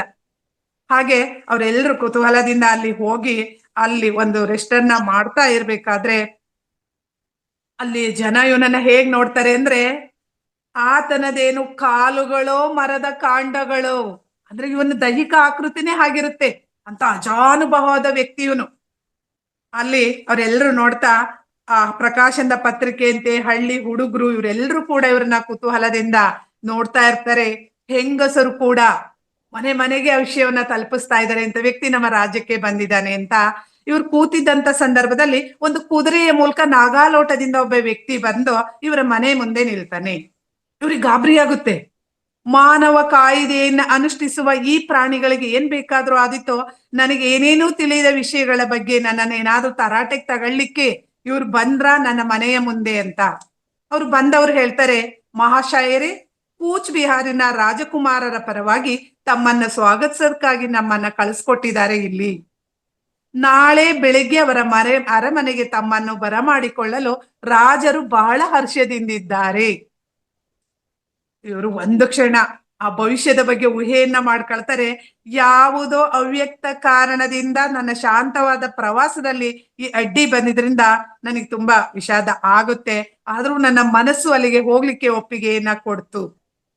ಮಾರನೇ ದಿನ ಎಲ್ಲ ಸಿದ್ಧತೆಯನ್ನ ಮಾಡ್ಕೊಂಡು ಹೋಗ್ತಾ ಇದ್ದಾರೆ. 4 ಕುದುರೆ ಅವನನ್ನ ಕರ್ಕೊಂಡು ಹೋಗ್ತಕ್ಕಂಥ ಸ್ವಾಗತ ಎಷ್ಟು ಅಭೂತಪೂರ್ವವಾಗಿರುತ್ತೆ ನೋಡಿ. ಇಲ್ಲಿ ನನ್ನನ್ನು ಬಾಗಿಲಿನಿಂದ 4 ಕುದುರೆಗಳಿಂದ ಎಳೆಯಲ್ಪಡುವ ಒಂದು ಭವ್ಯ ರಥಕ್ಕೆ ಅತಿ ವಿಧೇಯತೆಯಿಂದ ರಕ್ಷಣೆಯೊಡನೆ ಕರೆದೊಯ್ದುದನ್ನು ನೋಡಿ ನನಗೆ ಆಶ್ಚರ್ಯ ಆಯಿತು.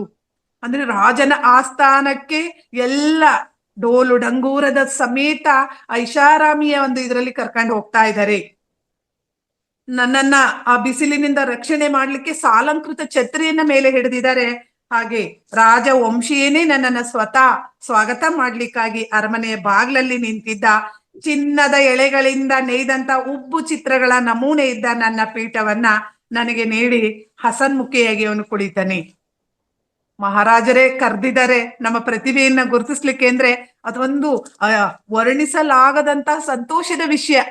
ಹುಲಿ ಸ್ವಾಮಿಗೂ ಕೂಡ ಮಾನಸಿಕವಾಗಿ ಸಂತೋಷ ಆಗಿದೆ. ಈಗ ಆ ಸೌಜನ್ಯದಿಂದ ಅಮೂಲ್ಯವಾದ ಬೆಲೆ ತರಹಾಗಿ ಅದ್ರ ಒಂದು ಆತಂಕ ಕಾಣ್ತಾ ಇದೆ.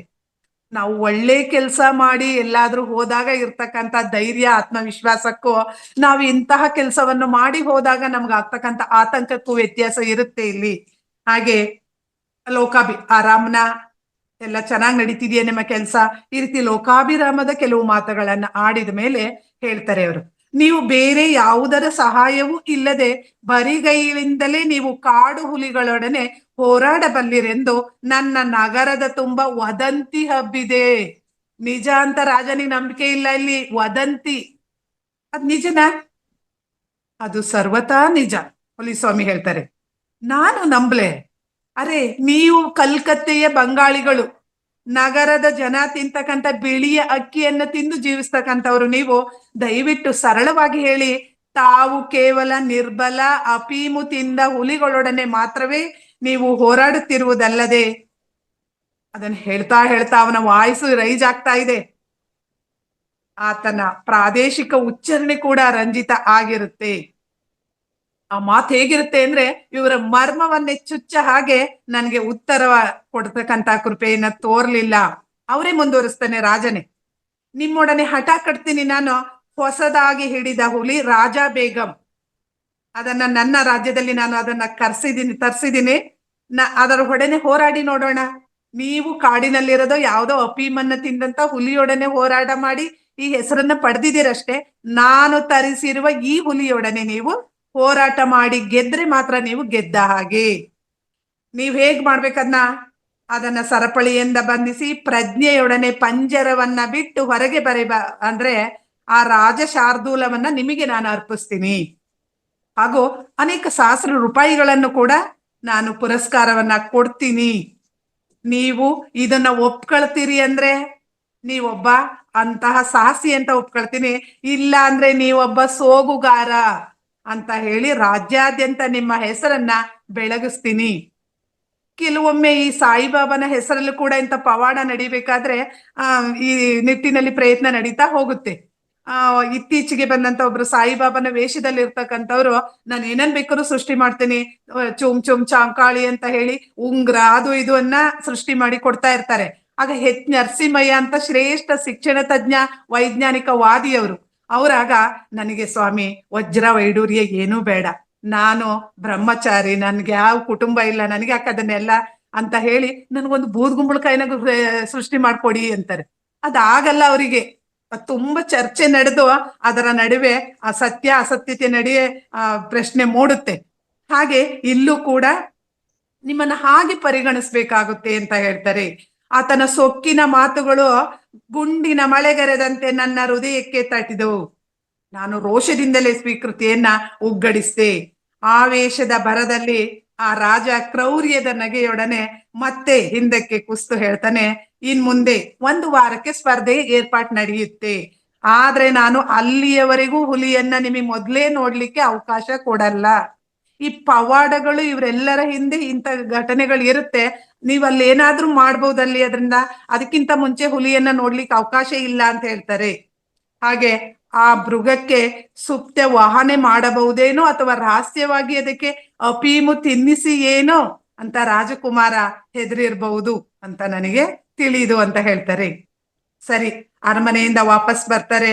ವಾಪಸ್ ಬರ್ಬೇಕಾದ್ರೆ ಅವ್ರಿಗೆ ಯಾವ ರಾಜ ಮರ್ಯಾದೆ ಛತ್ರಿನೂ ಇಲ್ಲ, ಯಾವ ಗೌರವನು ಕೂಡ ಇಲ್ಲ. ಅವರು ಮನೆಗೆ ಬಂದು ಬರೀ ಶರೀರವನ್ನ ಸಿದ್ಧ ಮಾಡ್ಕೊಳ್ಳೋದಲ್ಲ, ಇಲ್ಲಿ ಮನಸ್ಸನ್ನು ದೇಹವನ್ನು ವ್ಯವಸ್ಥಿತವಾಗಿ ಸಿದ್ಧಪಡಿಸಿಕೊಂಡೆ.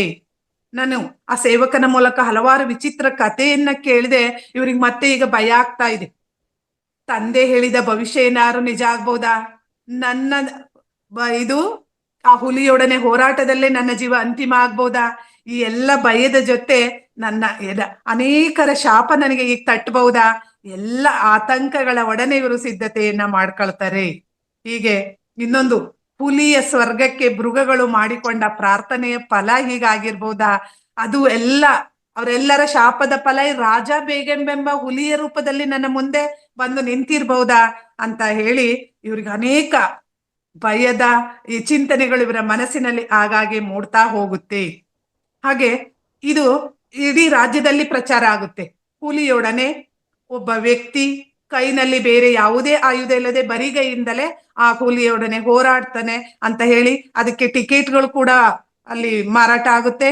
ಟಿಕೆಟ್ಗಳು ಎಲ್ಲಾ ಮುಗಿದು ಜನಜಂಗುಳಿ ಅಷ್ಟೊಂದು ಸೇರುತ್ತೆ. ಸುತ್ತಮುತ್ತ ಬಿಡಾರದ ಸುತ್ತ ಕಂಡಿಗಳೆಲ್ಲ ನೋಡ್ಲಿಕ್ಕೆ ಜನ ಸೇರ್ತಾರೆ. ಅಷ್ಟು ಆಶ್ಚರ್ಯ ಜನಕ್ಕೆ. ಅದೇನು ನಾವೆಲ್ಲರೂ ಅದನ್ನ ಕಲ್ಪಿಸ್ಕೊಳ್ಳಿಕ್ಕೆ ಭಯ ಆಗುತ್ತೆ. ಹುಲಿಯೊಡನೆ ಬರಿಗೈಯಲ್ಲಿ ಹೋರಾಡೋದು ಅಂದ್ರೆ ಹೇಗಿರ್ಬೋದು ಅಂತ.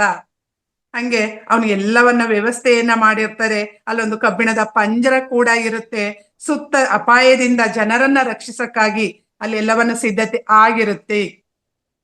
ಹೀಗೆ ಅಪೂರ ಸ್ಪರ್ಧೆಯನ್ನ ಅಲ್ಲಿ ಒಂದು ಏರ್ಪಡಿಸಿದ್ರಿಂದ ಹುಲಿ ಸ್ವಾಮಿಗೆ ಇನ್ನೂ ಸಿದ್ಧತೆಯ ಹೆಚ್ಚು ನಿರೀಕ್ಷೆಯಲ್ಲಿ ಇರುತ್ತೆ.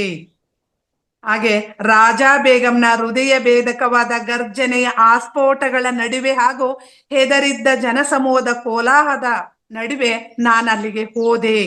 ನಡುವಿನ ಅಲ್ಪ ವಸ್ತ್ರವನ್ನು ಮಾತ್ರವೇ ಧರಿಸಿದ್ರಿಂದ ನನಗೆ ವಸ್ತ್ರದ ರಕ್ಷಣೆ ಕೂಡ ಅಲ್ಲಿ ಇರ್ಲಿಲ್ಲ. ತಾಳ್ಮೆಯಿಂದ ಒಳಗಡೆ ಹೋಗಿ ಅಲ್ಲಿ ಅಗುಳಿ, ಹಿಂದಿನ ಭಾಷೆಯಲ್ಲಿ ಹಿಂದಿನಲ್ಲಿ ನಾವು ಅಗುಳಿ ಚಿಲ್ಕ ಅಂತ ಹೇಳ್ತಿದ್ದೋ, ಈಗ ಅದ್ರ ಬೋರ್ಟ್ ಅಂತ ಹೇಳ್ತೀವಲ್ಲ, ಅದನ್ನ ನಾನು ಹಾಕಿದೆ. ಪಂಜರಗಳ ಸರಳುಗಳ ಮೇಲೆ ಸಿಡಿಲೆರಗಿದಂತೆ ಎರಗಿ ಭೀಕರವಾದ ಸ್ವಾಗತವನ್ನ ಹುಲಿ ನನಗೆ ನೀಡ್ತು. ದಯಾದ್ರ ಭೀತಿಯಿಂದ ಪ್ರೇಕ್ಷಕರೆಲ್ಲರೂ ಪಿನ್ ಪಾಯಿಂಟ್ ಸೈಲೆಂಟು, ಒಂದು ಚೂರು ಶಬ್ದ ಇಲ್ಲ ಅಲ್ಲಿ. ಹಾಗೆ ಅದನ್ನ ಗಮನ ಇಟ್ಟು ಎಲ್ರು ನೋಡ್ತಾ ಇದ್ದಾರೆ. ನಾನು ಕೆರಳಿದ ಕ್ರೂರ ಮೃಗದ ಮುಂದೆ ನಾನೊಂದು ಕುರಿಮರಿಯಂತೆ ಕಂಡೆ ಅಂತ ಹೇಳ್ತಾರೆ. ಕ್ಷಣ ಮಾತ್ರದಲ್ಲಿ ನಾನು ಪಂಜರದೊಳಗಿದ್ದೆ. ಆದರೂ ನಾನು ಬಾಗಿಲು ಬಡಿದೊಡನೆ ಆ ರಾಜಾ ಬೇಗಂ ಹುಲಿ ನನ್ನ ಮೇಲೆ ನೆಗಿತು. ನನ್ನ ಬಲಗೈ ಹತಾಶೆಗೊಳ್ಳುವಂತೆ ಛಿದ್ರ ಆಯಿತು. ಅದರ ನೆಗೆತಕ್ಕೆ ನನ್ನ ಬಲಗೈ ಛಿದ್ರ ಆಗಿ ಮತ್ತೆ ನಾನು ಬಲಗೈಯಿಂದ ಹೋರಾಡ್ಲಿಕ್ಕೆ ಸಾಧ್ಯ ಆಗ್ಲಲ್ಲ ಅನ್ನೋ ಮಟ್ಟಕ್ಕಾಯ್ತದು. ಹುಲಿ ಕಾಣಬಹುದಾದ ಮಹದೌತಣ ಮಾನವ ರಕ್ತ ಭೀತಿ ಹುಟ್ಟಿಸುವ ಮಟ್ಟಿಗೆ ಧಾರಾಕಾರವಾಗಿ ಹರಿಯಿತು. ಆ ಸಾಧುವಿನ ಭವಿಷ್ಯವಾಣಿ ಸತ್ಯ ಆಯ್ತೇನೋ ಅನ್ನೋದು ಇವರಿಗೆ ಅನ್ನಿಸ್ತಾ ಇದೆ. ನನ್ನ ಬಾಳಿನಲ್ಲಿ ಪಡೆದ ಮೊದಲ ಗಂಭೀರವಾದ ಗಾಯದ ಆಘಾತದಿಂದ ನಾನು ಮತ್ತೆ ಕ್ಷಣ ಮಾತ್ರದಲ್ಲಿ ಪುನಶ್ಚೇತನಗೊಂಡೆ. ರಕ್ತದ ಬೆರಳುಗಳನ್ನ ಇದಾಗಿ ಮತ್ತೆ ಸಿದ್ಧ ಮಾಡ್ಕೊಳ್ತಾರೆ. ಸೊಂಟದ ವಸ್ತ್ರಗಳೆಲ್ಲ ಇದ್ ಮಾಡ್ಕೊಂಡು ಎಡಗೈಯನ್ನ ಬೀಸಿ ಇಲ್ಲಿ ಮೂಳೆಗಳನ್ನ ಪುಡಿಗುಟ್ಟುವಂತೆ ಆ ಹುಲಿಯ ತಲೆಗೆ ಪೆಟ್ಟನ್ನ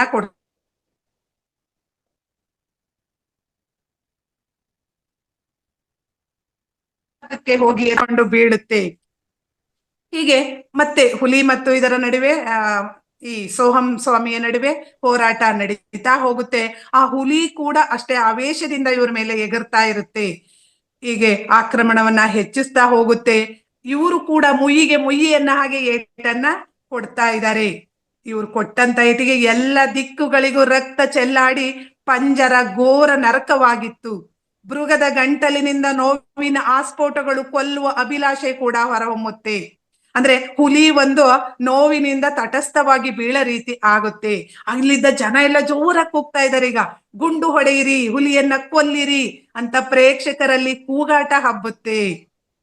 ಮನುಷ್ಯನು ಮೃಗವು ಎಷ್ಟು ವೇಗವಾಗಿ ಚಲಿಸಿದರೆ ಅಂದ್ರೆ ಒಬ್ಬ ರಕ್ಕಸ ಹೊಡೆದ ಗುಂಡು ತಪ್ಪಿ ಹೋಗುತ್ತೆ. ಅಲ್ಲಿ ಆ ರಕ್ಷಕ ಒಂದು ಗುಂಡನ್ನ ಹಾರಿಸ್ತಾನೆ, ಅದು ಹುಲಿಯನ್ನ ತಲುಪಲ್ಲ.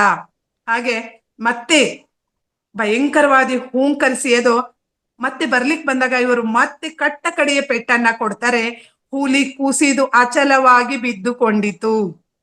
ಹೇಗೆ ಅಂದ್ರೆ ಸಾಕು ಬೆಕ್ಕಿನಂತೆ ಅಂತ ಇಲ್ಲಿ ಯೋಗಾನಂದರು ಹೇಳ್ತಾ ಇದ್ದಾರೆ. ಅಂದ್ರೆ ಸಾಕು ಬೆಕ್ಕಿನಂತೆ ಬೀಳ್ತಾ ಅಂತ. ಇವ್ರು ಮತ್ತೆ ಕಥೆಯನ್ನ ಹೇಳ್ತಾ ಹೋಗ್ತಾರೆ. ನಾನೀಗ ಹುಲಿ ತಟಸ್ಥವಾಗಿ ನಿಶಕ್ತಿಯಿಂದ ಅದು ನಿಸ್ಸಹಾಯಕವಾಗಿ ಮಲಗಿದೆ. ಅದರ ತೆರೆದ ಬಾಯಿಯ ಸಾವಿನ ದವಡೆಯೊಳಕ್ಕೆ ಕೌತುಕವೆನಿಸುವಷ್ಟು ಕಾಲ ನನ್ನ ತಲೆಯನ್ನು ತೋರಿಸಿದ್ದೆ. ಆತ್ಮೀಯರೇ, ಇದನ್ನ ನೀವು ಕಲ್ಪಿಸ್ಕೊಳ್ಳಿ. ಹುಲಿಯ ಬಾಯಿ ತೆರೆದಿದೆ, ಆ ತೆರೆದ ಬಾಯಿಯೊಳಗೆ ಹುಲಿ ಸ್ವಾಮಿ ತಲೆಯನ್ನಿಟ್ಟು ಆಶ್ಚರ್ಯವೆನಿಸುವಷ್ಟು ಕಾಲ ನಾನು ನನ್ನ ತಲೆಯನ್ನ ಹುಲಿಯ ಬಾಯಿಯೊಳಗೆ ಇಟ್ಟು ಇದ್ದೆ. ನಿಜವಾಗ್ಲು ಅದನ್ನ ನಮಗೆ ಇಲ್ಲೇ ಭಯ ಆಗುತ್ತೆ. ಅಂತಹ ಆ ದೆವ್ವದ ಪರಾವತಾರದ ರಾಜಾ ಬೇಗಂ ಹೇಗೆ ನಾನು ಸೋಲಿಸಿದೆ ಅನ್ನೋದನ್ನ ಹೇಳ್ತಾ ಹೋಗ್ತಾರೆ. ಆದ್ರೆ ಪ್ರತಿಯೊಬ್ಬ ಪ್ರಾಣಿ ಕೂಡ ಸ್ವಲ್ಪ ಸಮಯ ಬಿಟ್ಟು ಚೇತರಿಸ್ಕೊಂಡು ಅದಕ್ಕೆ ಏಟಿಗೆ ಏಟು ಮೋಸದ ಆಟವನ್ನ ಆಡ್ಲಿಕ್ಕೆ ಬಯಸ್ತವೆ. ಹಾಗೆ ನಿಷ್ಕರುಣೆಯ ಹೊಡೆತಗಳಿಂದ ನಯವಂಚಕ ಪ್ರಾಣಿ ಅರೆ ಪ್ರಜ್ಞೆಯಿಂದ ಸೊರೆಗೆ ಬಂದಿದ್ದು ಮತ್ತೆ ಇವ್ರ ಮುಂದೆ ಎರಗ್ಲಿಕ್ಕೆ ಪ್ರಯತ್ನವನ್ನ ಮಾಡುತ್ತೆ. ಈ ಸಲ ಎಚ್ಚರಿಕೆಯಿಂದ ಅದನ್ನ ಬಂಧಿಸಿ ನಾನು ನಿಧಾನವಾಗಿ ಪಂಜರವನ್ನ ಬಿಟ್ಟು ಬಂದೆ. ಇಲ್ಲಿ 3 ನಿಯಮಗಳನ್ನ ರಾಜ ಇವ್ರ ಮೇಲೆ ಹಾಕಿದ್ರು. ಹುಲಿಯನ್ನ ದಂಗು ಬಡಿಸೋದು, ಸರಪಳಿಯಿಂದ ಅದನ್ನ ಬಿಗಿಯೋದು, ಮತ್ತೆ ಸ್ವರಕ್ಷಣೆಗೆ ಯಾವ ಸಹಾಯವನ್ನು ಅಪೇಕ್ಷಿಸದೆ, ಯಾವ ಕಚ್ಚು, ಯಾವ ಗನ್ನು ಇದೇನನ್ನು ಬಳಸದೆ ಅದನ್ನ ಸೋಲಿಸೋದಾಗಿರುತ್ತೆ. ಹೀಗೆ ಅದನ್ನ ಎಷ್ಟು ನಾನು ತೀವ್ರವಾಗಿ ಗಾಯಗೊಳಿಸಿದ್ದೆ ಅಂದ್ರೆ ತನ್ನ ಬಾಯೊಳಕ್ಕೆ ಇಡಲ್ಪಟ್ಟಿದ್ದ ನನ್ನ ತಲೆಯ ಬಹುಮಾನವನ್ನ ಅವಕಾಶವಿತ್ತೆಂದು ಸ್ವೀಕರಿಸದೆ ಅದು ಅಲಕ್ಷ್ಯ ಮಾಡಿತು. ಅದು 1 ನಿಮಿಷದಲ್ಲಿ ಅದನ್ನ ಬಾಯನ್ನ ಮುಚ್ಚಿದ್ರೆ ಅವನ ತಲೆಯನ್ನ ತಿನ್ಲಿಕ್ಕಾಯ್ದಿತ್ತು. ಆದ್ರೆ ಭಯ ಅನ್ನೋದು ಎಷ್ಟು ಅದನ್ನು ಕೂಡ ಕಾಡಿದೆ ನೋಡಿ, ಅದನ್ನು ಕೂಡ ಅದು ಅಲಕ್ಷ್ಯ ಮಾಡಿ ಇದೆ. ಆದ್ರೆ ಹೀಗೆ ಅದೆಲ್ಲ ಆದ ನಂತರ ಸಣ್ಣ ಪುಟ್ಟ ಗಾಯ ಇವರಿಗೂ ಕೂಡ ಆಗಿರುತ್ತೆ. ಅದೆಲ್ಲ ಇದಾಗಿ ಹೊರಗಡೆ ಬಂದಾಗ ಎಲ್ಲ ಇವನಿಗೆ ಸನ್ಮಾನ ಇದೆಲ್ಲ ಕೂಡ ಆಗುತ್ತೆ. ತುಂಬಾ ಜನ ಜೈಕಾರವನ್ನ ಹಾಕ್ತಾರೆ. ಆದ್ರೆ ನನ್ನ ಹೃದಯದಲ್ಲಿ ಆಧ್ಯಾತ್ಮಿಕ ಪರಿವರ್ತನೆ ಉಂಟಾಗಿತ್ತು. ಅಂತಿಮವಾಗಿ ನಾನು ಪಂಜರವನ್ನ ಬಿಟ್ಟು ಹೊರಟ ಮೇಲೆ ನನ್ನ ಪ್ರಾಪಂಚಿಕ ಆಸೆಗಳ ಬಾಗಿಲನ್ನು ಮುಚ್ಚಿದಂತೆಯೇ ಕಂಡಿತು. ನೋಡಿ, ಪ್ರತಿಯೊಬ್ಬ ದುಷ್ಟ ವ್ಯಕ್ತಿ, ಕ್ರೂರ ಪ್ರಾಣಿಗಳ ಮನಸ್ಸಿನ ಪರಿವರ್ತನೆಗೂ ಒಂದು ಕಾಲ ಇರುತ್ತೆ. ನಾವಿಲ್ಲಿ ಬುದ್ಧನ ಕಾಲದಲ್ಲಿ ಅಂಗುಲಿಮಾಲ ಇರ್ಬೋದು, ಅನೇಕ ರಾಕ್ಷಸರ, ಅಯ್ಯಪ್ಪ ಸ್ವಾಮಿ ಕಥೆಯಲ್ಲಿ ರಾಕ್ಷಸರ ಮನ ಪರಿವರ್ತನೆ ಕೂಡ ಹೀಗೆ ಕೆಲವೊಂದು ಘಟನೆಗಳ ನಂತರ ಆಗಿರುತ್ತೆ. ಹಾಗೆ ಇವರಿಗೂ ಕೂಡ ಅದೇ ಕೊನೆ, ಈ ಪ್ರಪಂಚದ ಆಸೆಯಿಂದ ಮನಸ್ಸು ಆಧ್ಯಾತ್ಮಿಕ ಕಡೆ ವಾಲಿದೆ. ಹೀಗೆ ಸ್ವಲ್ಪ ದಿನಗಳು ಕಳೆದ ಮೇಲೆ ನನ್ನ ರಕ್ತಕ್ಕೆ ನಂಜು ಬೆರ್ತಿದ್ರಿಂದ 6 ತಿಂಗಳ ಕಾಲ ಮರಣವನ್ನು ಸಮೀಪಿಸಿದ ಹಾಗೆ ನಾನು ಮಲಗಿದ್ದೆ. ಆಗ ನನಗೆ ಮನಸ್ಸು ಕೂಡ ಆ ಯೋಚನೆಯಲ್ಲಿ ಕೆಲಸ ಮಾಡ್ತಿತ್ತು. ವಿವೇಕಯುತ ಎಚ್ಚರಿಕೆ ನೀಡಿದ ಆ ಮಹಾತ್ಮನೇ ನನ್ನ ಗುರು ಅಂತ ಇವರ ಮನಸ್ಸಿಗೆ ಅರಿವಾಗಿದೆ. ನನಗೀಗ ಅವ್ರು ದೊರಿಬಾರ್ದ, ನಾನು ಈಗ ಬಂದ್ಬಿಟ್ರೆ ಅವ್ರಿಗೆ ಶರಣರಾಗಿ ನಾನು ಅವ್ರ ಜೊತೆ ಹೋಗಿ ಆ ಕೆಲಸದಲ್ಲಿ ಹೋಗಿ ನಾನು ಇದ್ ಮಾಡ್ತೀನಿ ಅನ್ನೋದನ್ನ ಹೇಳ್ತಾರೆ. ಹಾಗೆ ನನಗೆ ಮಹಾತ್ಮರು ಯಾವ ಮುನ್ಸೂಚನೆ ಇಲ್ಲದೆ ಒಂದು ದಿನ ಅಲ್ಲಿ ಬರ್ತಾರೆ. ನನಗೆ ತಾಳ್ಮೆಯಿಂದ ಭರವಸೆಯನ್ನ ನೀಡ್ತಾ ಅವ್ರು ಹೇಳ್ತಾರೆ, ಹುಲಿಗಳನ್ನು ಪಳಗಿಸುವುದು ಇನ್ ಸಾಕು, ನನ್ನೊಡನೆ ನೀನು ಬಾ. ಮನುಷ್ಯನ ಮನಸ್ಸೆಂಬ ಕಾಡುಗಳಲ್ಲಿ ಅಲೆದಾಡುವ ಅಜ್ಞಾನವೆಂಬ ಮೃಗಗಳನ್ನು ವಶಪಡಿಸಿಕೊಳ್ಳುವುದು ಹೇಗೆಂಬುದನ್ನು ಕಲಿಸುತ್ತೇನೆ. ಇದನ್ನ ಸೂಕ್ಷ್ಮವಾಗಿ ಗಮನಿಸಿ ನೀವು. ಕಾಡಿನ ಕ್ರೂರ ಪ್ರಾಣಿಗಳನ್ನ ಸೋಲ್ಸೋದಲ್ಲ, ಮನುಷ್ಯನ ಮನಸ್ಸಿನಲ್ಲೂ ಕೂಡ ಇದಕ್ಕಿಂತ ಕ್ರೂರ ಪ್ರಾಣಿಗಳು ಬೇರೆ ಬೇರೆ ರೂಪದಲ್ಲಿದ್ದಾವೆ, ಅವಲ್ಲೆಲ್ಲವನ್ನು ಹೇಗೆ ವಶಪಡಿಸ್ಕೋಬಹುದು ಅನ್ನೋದನ್ನ ನಾನು ಹೇಳ್ಕೊಡ್ತೀನಿ ಅಂತ ಹೇಳಿ, ಪ್ರೇಕ್ಷಕರ ನಿನಗೆ ಸಮ್ಮುಖದಲ್ಲಿದ್ದು ನಿನಗೆ ಅಭ್ಯಾಸ, ಯೋಗದ ಮೇಲಿನ ನಿನ್ನ ರೋಮಾಂಚಕಾರಿ ಪ್ರಭುತ್ವ ದೇವತೆಗಳ ಸಮೂಹವನ್ನ ರಂಜನೆಗೊಳಿಸ್ಲಿ, ಅಂದ್ರೆ ನಿನ್ನ ಮುಂದಿನ ದಾರಿ ಈ ನಿಟ್ಟಿನಲ್ಲಿ ಹೋಗ್ಲಿ ಅಂತ ಗುರುಗಳು ಹೇಳಿದ್ರು. ಆ ನನ್ನ ಗುರು ಮಹಿಮರಿಂದ ನನಗೆ ಆಧ್ಯಾತ್ಮಿಕ ಪಥದ ಉಪದೇಶ ದೊರೆಯಿತು.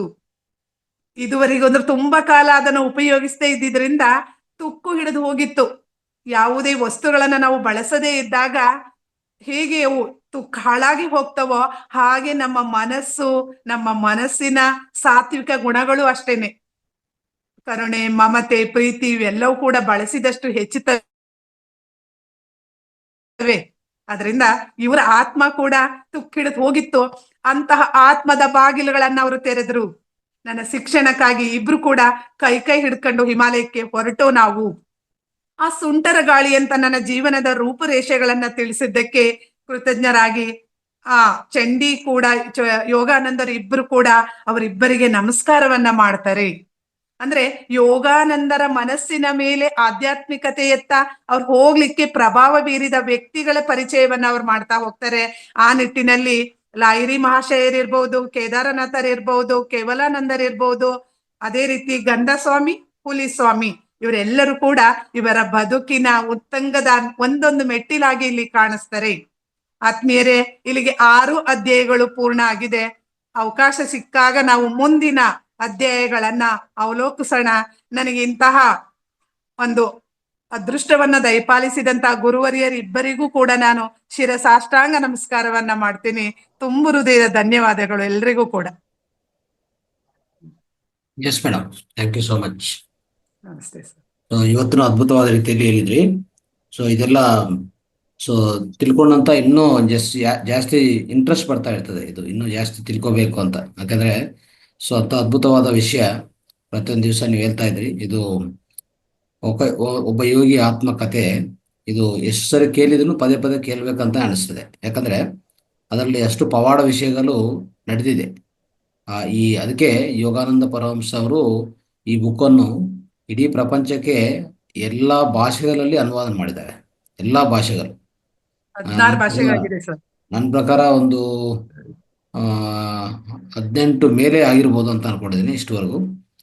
ಇವನ್ ಇತ್ತೀಚಿನ ಕಾಲದಲ್ಲಿ ಇದು ಹೆಚ್ಚು ಪ್ರಾಚುರ್ಯಕ್ಕೆ ಬಂದಿರೋದು ವಿರಾಟ್ ಕೊಹ್ಲಿ ಅವರು ಚೆನ್ನಾಗಿ ಓದ್ತಾ ಇದ್ರು. ವಿರಾಟ್ ಕೊಹ್ಲಿ ಅಂತಿದಾರಲ್ಲ, ಯೋಗಾನಂದರ ಬದುಕು. ಹೌದು, ವಿರಾಟ್ ಕೊಹ್ಲಿ ಕ್ರಿಕೆಟ್ ಕ್ಯಾಪ್ಟನ್ ಇದಾರಲ್ಲ, ಅವರು ಚೆನ್ನಾಗಿ ಇದ್ರ ಬಗ್ಗೆ ಪ್ರಚಾರ ಮಾಡಿದ್ರು. ಯಾಕಂದ್ರೆ ಅವರು ಒಂದು ಟೈಮಲ್ಲಿ ಅವರು ಈ ನಾನ್ ವೆಜಿಟೇರಿಯನ್ ಎಲ್ಲ ಸೇವನೆ ಮಾಡ್ತಾ ಇದ್ರು. ಬಟ್ ಈ ಬುಕ್ಕು ಪರಿಚಯ ಆಗಿ ಮತ್ತೆ ಹೇಗೋ ಅವ್ರ ಲೈಫಲ್ಲಿ ಇದು ಪ್ರವೇಶ ಮಾಡಿದ ಮೇಲೆ ವೆಜಿಟೇರಿಯನ್ ಆಗ್ತಾನೆ. ಆಮೇಲೆ ಇದ್ರ ಬಗ್ಗೆ ಹೆಚ್ಚು ಆಸಕ್ತಿ ಸಿಕ್ಕಿದೆ ಅವ್ರಿಗೆ. ಸೊ ಈ ಯೋಗಾನಂದ ಗುರುಗಳ ಬಗ್ಗೆ ಮತ್ತೆ ಮಹಾತಾರ್ ಬಾಬಾಜಿ ಎಸ್ಪೆಷಲಿ ಅವರು ತುಂಬಾ ಇದ್ರ ಬಗ್ಗೆ ಸ್ವಲ್ಪ ಚೆನ್ನಾಗಿ ಓದಿ ಎಲ್ಲರಿಗೆ ಅಂತ ಒಂದು ಪ್ರಚಾರ ಮಾಡಿದ್ದಾರೆ ಅವರನ್ನು.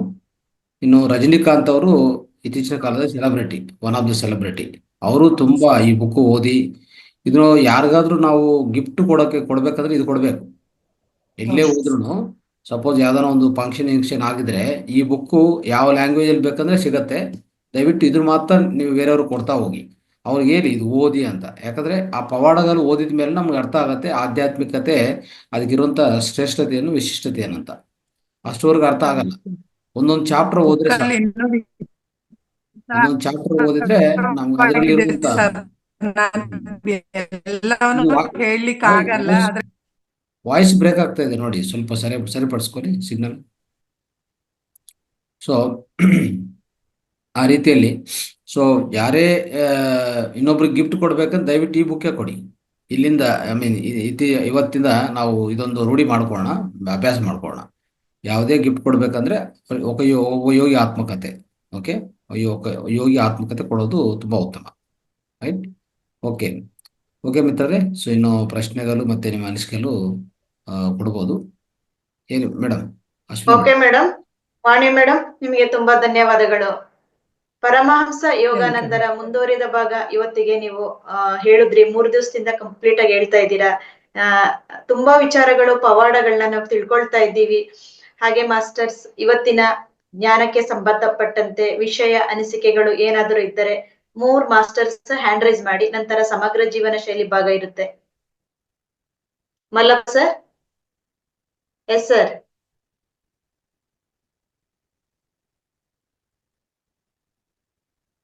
ಸರ್ ಮಾತಾಡ್ಲಿ ಮೊದಲು.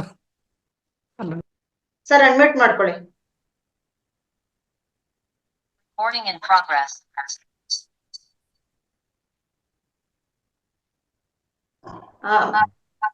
Master, next master hand raise ಮಾಡಿ. ಮೊದಲನೇದಾಗಿ ಪರಮ ಪೂಜ್ಯ ಗುರುಗಳಾದ ರಂಗನಾಥ್ ಸರ್ ಅವ್ರಿಗೂ ಹಾಗೂ ಯೋಗ ಗುರುಗಳಾದ ನಾಗರಾಜ ಮೂರ್ತಿ ಸರ್ ಅವ್ರಿಗೂ ನನ್ನ ಅನಂತಾನಂತ ಕೋಟಿ ನಮನಗಳನ್ನ ಸಲ್ಲಿಸ್ತೇನೆ. ಹಾಗೆಯೇ ಇಲ್ಲಿ ಈ ಒಂದು ಮಹಾತಾರ್ ಫೌಂಡೇಶನ್ ಈ ಒಂದು ಅದ್ಭುತವಾದ ಕಾರ್ಯಕ್ರಮವನ್ನು ವೀಕ್ಷಿಸ್ತಕ್ಕಂತ ಎಲ್ಲಾ ಆತ್ಮ ಬಂಧುಗಳಿಗೂ, ಯೂಟ್ಯೂಬ್ ನಲ್ಲಿ ವೀಕ್ಷಿಸ್ತಕ್ಕಂತ ಎಲ್ಲಾ ಆತ್ಮ ಬಂಧುಗಳಿಗೂ ನನ್ನ ಅನಂತಾನಂತ ನಮಸ್ತೆ. ವಾಣಿ ಮೇಡಮ್, ಸರಸ್ವತಿ ಅವರಿಗೆ ನಮಸ್ಕಾರ. ನಮಸ್ತೆ ಸರ್. ನಮಸ್ತೆ ಮೇಡಮ್. ಹೇಳಿ ಮೇಡಮ್, ನೀವು ಈ ಒಂದು ವಿವರಣೆಯನ್ನ, ಪ್ರತಿಯೊಂದು ಸನ್ನಿವೇಶವನ್ನ ಇಷ್ಟೊಂದು ಅದ್ಭುತವಾಗಿ ವಿವರಣೆ ಮಾಡ್ತಾ ಇರೋದು ನೋಡಿದ್ರೆ ನನಗಂತೂ ಸತ್ಯವನ್ನ ಹೇಳ್ತೇನೆ, ನಾನು ಕುತ್ಕೊಂಡು ಸ್ವತಃ ಆ ಹುಲಿ ಸ್ವಾಮಿ ಅವರ ಹುಲಿ ಹೋರಾಟವನ್ನ ಖಂಡಿತ ನೋಡ್ತಾ ಇದ್ದೇನೆ ಅನ್ನತಕ್ಕಂತ ಭಾಸ ನನಗಾಯ್ತು. ಅಮ್ಮ, ನಿಮ್ಮ ಒಂದು ಆ ವಿವರಣಾ ಸಾಮರ್ಥ್ಯ ಏನಿದೆ, ಭಗವಂತ ನಿಮಗೆ ಅದ್ಭುತವಾಗಿ ಕರುಣಿಸಿದಾನೆ. ತುಂಬಾ ಅದ್ಭುತವಾದ ಒಂದು ಶಕ್ತಿ ಭಗವಂತ ನಿಮಗೆ ಕೊಟ್ಟಿದ್ದಾನೆ. ಇದೇ ತರಹ ತಾವು ಮುಂದುವರಿಸಿ ಅಂತ ಹೇಳ್ತಾ, ಅವಕಾಶಕ್ಕಾಗಿ ಪೂಜ್ಯ ಇರುವವರೆಗೂ ಮತ್ತು ಎಲ್ಲಾ ಆತ್ಮ ಬಂಧುಗಳಿಗೂ ನಮಸ್ಕರಿಸಿ ನನ್ನ 2 ಅನಿಸಿಕೆಯನ್ನು ವ್ಯಕ್ತಪಡಿಸ್ತಾ ಇದ್ದೇನೆ. Thank you so much madam. Thank you so much ಗುರುಗಳೇ. ಬಾಯ್. Thank you sir. ನಮ್ಮ ಯೋಗ ಗುರುಗಳು ಆಗಮಿಸಿದ್ದಾರೆ. ಅವ್ರು ಬಂದ ತಕ್ಷಣ ನಾನು ಅವ್ರಿಗೆ ಹೇಳ್ತೀನಿ, ಅವರು ಪ್ರತ್ಯಕ್ಷ ಭಗವಂತ ಸ್ವರೂಪ ಅಂತ ಹೇಳ್ತಾ, ಗುರುಜಿ ನಿಮ್ ಕಡೆಯಿಂದ ಮಾತು. ಎಲ್ಲರಿಗೂ ನಮಸ್ಕಾರ, ಬೆಳಗಿನ ಶುಭೋದಯ.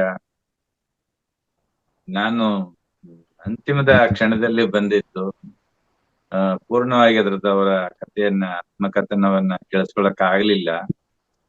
ಹಾಗಾಗಿ ಎಲ್ಲರ ಆ ಗ್ರಂಥ ಸಿಕ್ಕಿದ್ರೆ ಅದನ್ನ ನಾನು ಕೂಡ ಓದಕ್ ಪ್ರಯತ್ನ ಮಾಡ್ತೀನಿ. ಮಲ್ಲಪ್ಪ ನಾಯಕರು ತುಂಬಾ ಚೆನ್ನಾಗಿ ಹೇಳಿದ್ರು ಗ್ರಂಥದ ಬಗ್ಗೆ, ಪೂರ್ತಿ ಕೇಳಿಸ್ಕೊಂಡಿದ್ದಾರೆ ಅವರು. ಅದರಿಂದ ನನಗೇನು ಹೆಚ್ಚು ಮಾತಾಡ್ಲಿಕ್ಕೆ ಇದಿಲ್ಲ. ಬಟ್ ವಾಣಿಯವರಿಗೆ ಒಂದು ಸಲಹೆ ಏನು ಅಂತ ಹೇಳಿದ್ರೆ, ವಾಣಿ ಮೇಡಮ್ನವ್ರಿಗೆ ಒಂದು ಸಲಹೆ ಏನು ಅಂತ ಹೇಳಿದ್ರೆ, ಇದನ್ನ ಪುಸ್ತಕದಲ್ಲಿರೋದನ್ನ ಯಥಾವತ್ತಾಗಿ ಓದುವ ಬದಲು ನೀವು ಒಂದು ಚಾಪ್ಟರ್ನ ಓದ್ಕೊಂಡು ಅದರ ಸೆಂಟ್ರಲ್ ಐಡಿಯಾ, ಅದರ ಮುಖ್ಯಾಂಶಗಳು ಏನಿರ್ತವೆ ಅದನ್ನ ಹೇಳೋದು ಸರಿ ಅಂತ ಅನ್ಸುತ್ತೆ. ಯಾಕಂದ್ರೆ ಪುಸ್ತಕ ಓದುವಾಗ ಏನಾಗುತ್ತೆ, ಸಮಯ ಜಾಸ್ತಿ ಹೇಳ್ಕೊಂಡು ಹೋಗುತ್ತೆ, ಮತ್ತೆ ಕೇಳಿಸ್ಕೊಳ್ಳೋರ್ಗೆ ಪೂರ್ಣ ಅರ್ಥ ಆಗೋದಿಲ್ಲ. ನೀವು ಹೇಳ್ತಕ್ಕಂತ ಪ್ರತಿಯೊಂದು ಅರ್ಥ ಆಗೋದಿಲ್ಲ. ಅದು ಸೆಂಟ್ರಲ್ ಐಡಿಯಾ ನಿಮ್ಗೆ ಗೊತ್ತಿದೆ, ಅದು ಏನು ಆ ಚಾಪ್ಟರ್ ನಲ್ಲಿ ಇರ್ತಕ್ಕಂಥ ಸೆಂಟ್ರಲ್ ಐಡಿಯಾ, ಅದರ ಸಾರ ಏನು, ಅದಷ್ಟನ್ನೇ ಹೇಳಿದ್ರೆ ಅದು ನಿಮ್ಮ ಸ್ವಂತ ಶಬ್ದಗಳಲ್ಲಿ ಅದನ್ನ ಹೇಳಿದ್ರೆ ಅದು ಇನ್ನಷ್ಟು ಸ್ವಾರಸ್ಯಕರವಾಗಿರುತ್ತೆ ಅಂತ ನನ್ನ ಅನಿಸಿಕೆ. ಯಾಕೆ ನಾವೆಲ್ಲರೂ ಶಿಕ್ಷಕರಾಗಿ ಬಂದಂತವ್ರು, ನಾವು ಕ್ಲಾಸ್ ರೂಮ್ ನಲ್ಲಿ ಹೇಗೆ ಪಾಠ ಮಾಡ್ತಾ ಇದ್ವಿ, ಇದೇನ್ ನನಗೆ ರಿಪೀಟ್ ಆಗ್ತಾ ಇದೆ. ಗುರುಜಿ, ಇದು ಒಂದ್ ಫೋನ್ ಇಂದ ಜಾಯ್ನ್ ಆಗಿದ್ದೀರಾ ಅನ್ಸುತ್ತೆ ನೀವೇ. ಏನ್ ಹೇಳಿ? 2 ಫೋನ್ ಇಂದ ಜಾಯ್ನ್ ಆಗಿದ್ದೀರಾ ಗುರುಜಿ? ಇಲ್ಲ, ಒಂದೇ ಫೋನ್. ಇಲ್ಲ ಮೇಡಮ್, ಹಾ ಮೇಡಮ್ ನಂದು ವಾಣಿ ಪ್ರಸನ್ನ ಅಂತ ಇದೆಯಲ್ಲ, ಅದನ್ನ ಹೋಸ್ಟ್ ಮಾಡಿ ಇದ್ ಮಾಡಿ ಮೇಡಮ್, ಅನ್ಮ್ಯೂಟ್ ಮಾಡಿ. ಹಾ ಮ್ಯೂಟ್ ಆಯ್ತು ನೋಡಿ. ಹಾ ಈಗ ಸರಿ ಹೋಯ್ತು ಅನ್ಸುತ್ತೆ. ಎಸ್. ಹಾಗೆ ನಾವು ಕ್ಲಾಸ್ ರೂಮ್ ನಲ್ಲಿ ಹೇಗೆ ನಾವು ಮನೆಯಲ್ಲಿ ಅದನ್ನ ಅಧ್ಯಯನ ಮಾಡಿಕೊಂಡು ಬಂದು ಕ್ಲಾಸ್ ರೂಮ್ ನಲ್ಲಿ ಹೇಗೆ ನಾವು ಪ್ರೆಸೆಂಟ್ ಮಾಡ್ತೀವಿ, ಆ ವಿಧಾನದಲ್ಲಿ ಇದನ್ನ ಮಾಡಿದ್ರೆ ಇದು ಇನ್ನಷ್ಟು ಚೆನ್ನಾಗಿರುತ್ತೆ ಅಂತ ನನ್ನ ಅನಿಸಿಕೆ. ತಮ್ಮ ಅನಿಸಿಕೆನ ಗೊತ್ತಿಲ್ಲ. ಅನಿಸಿಕೆಗೆ ಅವಕಾಶ ಕೊಟ್ಟಿದ್ದಕ್ಕೆ ಧನ್ಯವಾದ.